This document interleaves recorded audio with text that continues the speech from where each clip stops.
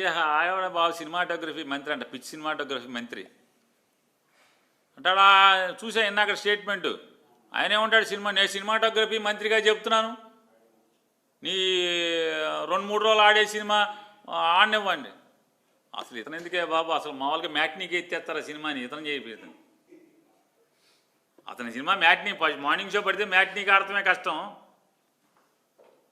ఇతను ఎందుకు ఆపటం.